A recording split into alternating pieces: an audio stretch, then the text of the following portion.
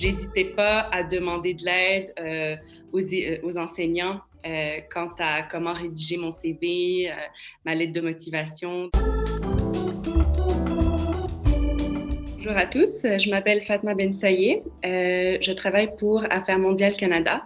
Je suis diplomate et je suis présentement en affectation à l'ambassade du Canada en Turquie.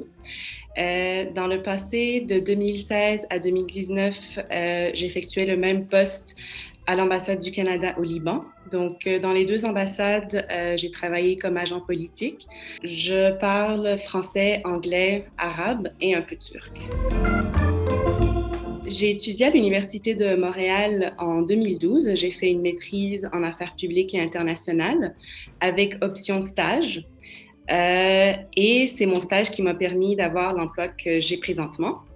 Dans le passé, j'ai aussi étudié à l'Université McGill, donc j'ai fait mon baccalauréat en arts. J'y ai étudié les sciences politiques, les relations internationales et les études du Moyen-Orient.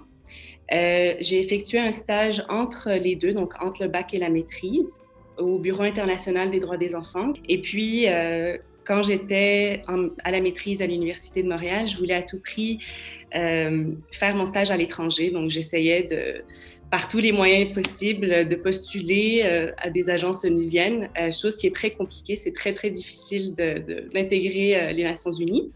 Donc, j'appliquais un peu partout. Et puis, Monsieur Oreano nous envoyait de façon régulière les stages disponibles. Et puis, il y avait un stage au ministère des Affaires étrangères. Donc, j'y ai postulé.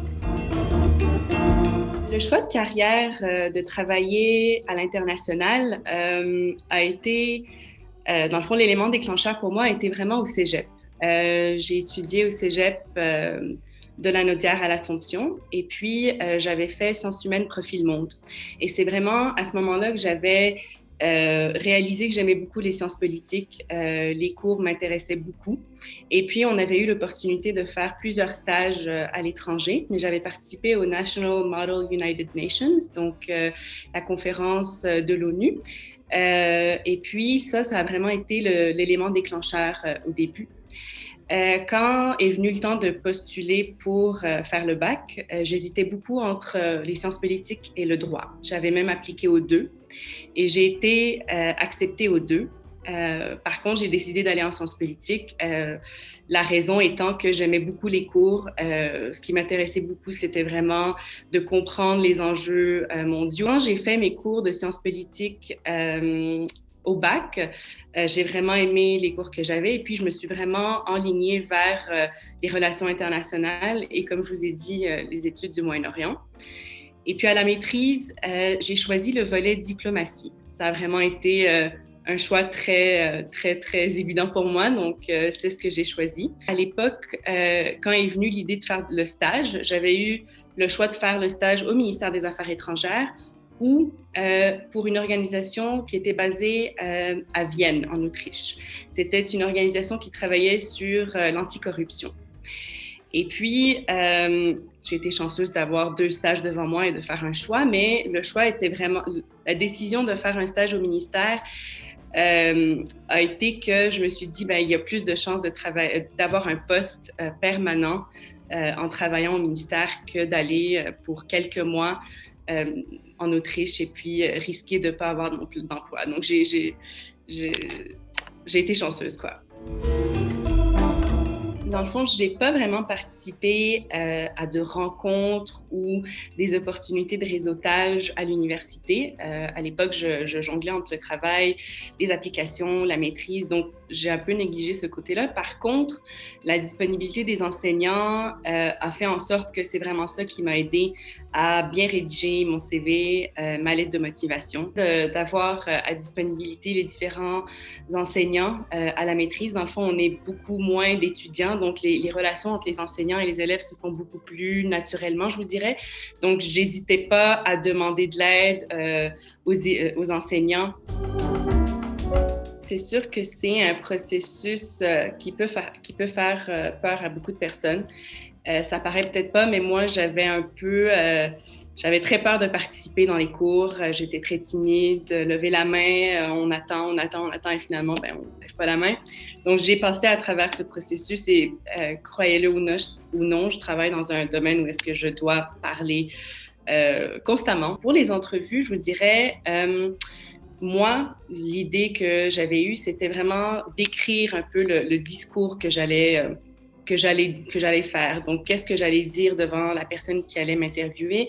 On a la chance de nos jours d'avoir des téléphones intelligents, des caméras. Donc, je me filmais et puis, ce qui est bien, c'est de vraiment voir comment est-ce qu'on apparaît devant la caméra. Le premier est de ne pas hésiter à prendre un poste junior. C'est ce que j'ai fait.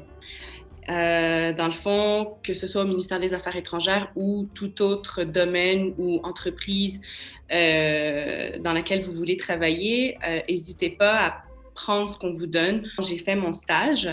Dans le fond, après quelques mois, j'avais compris un peu comment ça se passait. Et puis, j'ai pas hésité à rédiger des courriels à des personnes que je ne connais pas du tout, à envoyer mon CV à toute personne dont le poste était gestionnaire, directeur adjoint ou directeur. Il faut vraiment pas hésiter à harceler ou plutôt à vraiment faire valoir votre point et puis vous battre pour vous-même. Dans la lettre de motivation, et ça, je suis certaine que les enseignants et professeurs à l'Université de Montréal, on vous en parlera. Si, par exemple, vous aviez pas d'expérience à l'étranger, vous pouvez quand même faire valoir vos capacités et vos atouts. Par exemple, si vous avez étudié dans une école multiculturelle, vous pouvez très bien dire que vous avez développé l'ouverture d'esprit, la capacité d'adaptation. Si vous avez fait des voyages d'études, même juste une semaine au secondaire, chose que j'avais fait aussi, vous pouvez très bien en parler. Et donc ça vous aide à vraiment démontrer des compétences. La persévérance, la gestion du temps, on n'y pense pas, mais tu sais, travailler en même temps à l'université, c'est quand même, ça démontre la gestion du temps. Et puis l'esprit d'analyse, bien évidemment. Donc, c'est vraiment des choses que, en tant qu'étudiant, on fait déjà, mais on n'y pense pas. Et je pense que c'est une bonne idée d'y penser quand vient le temps d'appliquer pour des stages ou même pour un poste. Et puis, cette idée de compétence vous suivra tout au long de votre carrière, en tout cas au ministère. Il faut absolument démontrer comment est-ce qu'on répond à des compétences précises et donc ça vous suit tout au long de votre carrière.